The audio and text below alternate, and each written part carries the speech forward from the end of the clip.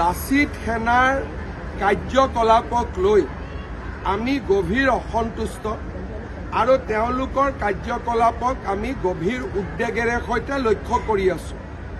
আলফাৰ দৰে লাচিত সেনাক হয়তো আমি এটা দিন আহিব আমি বেন কৰিবও লাগিব, কাৰণ ব্যৱসায়ীসকলক লাচিত সেনাই যথেষ্ট অত্যাচাৰ কৰে। অসমত ব্যৱসায়ৰ পৰিৱেশ এটা যোৱা দুমাহ তেওঁলোকে একেবাৰে নষ্ট কৰি দিছে। আৰু যোৱাকালি লাচিত সেনাৰ এগৰাকী কৰ্মকৰ্তাই অসমৰ আই মাতৃসকলৰ প্ৰতি যি অপমানসূচক মন্তব্য দিলে, তাৰ বাবেও মই ইতিমধ্যে আৰক্ষীক সেই ব্যক্তিজনৰ বিৰুদ্ধে কঠোৰ ব্যৱস্থা গ্ৰহণ কৰিবলৈ নিৰ্দেশ দিছো আৰু এই ব্যৱস্থা সঁচাকৈয়ে কঠোৰ হ'ব। সেইটোকে শব্দ মোৰ মুখেদি নোলাব, কিন্তু সেই ব্যক্তিজনৰ বিৰুদ্ধে সঁচাকৈয়ে কঠোৰ ব্যৱস্থা ল'বলৈ মই আৰক্ষীক নিৰ্দেশ দিছো। মই নাম ক'ব খোজা নাই, নাম কোৱাটো মোৰ উদ্দেশ্য নহয়।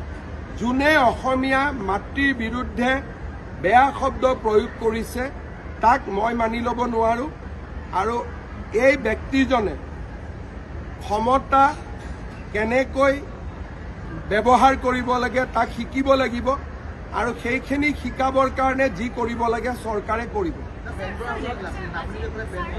বেন কৰাৰ হয়তো শব্দ এটা লিখিব যে এনেকৈ যদি ধন দাবী কৰে, এনেকৈ যদি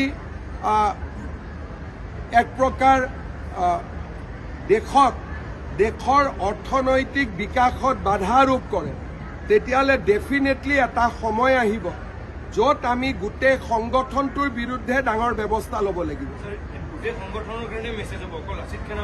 বৰ্তমান লাচিত সেনাৰ কথা কৈছো, বৰ্তমান বেলেগ সংগঠনৰ কথা কোৱা নাই, কাৰণ অসমত আন কোনো সংগঠনে এনেকে ব্যৱসায়ী মাৰপিট টকা পইচা নোতোলে। এইটো ক্ষেত্ৰত তেওঁলোকে ব্যতিক্ৰম।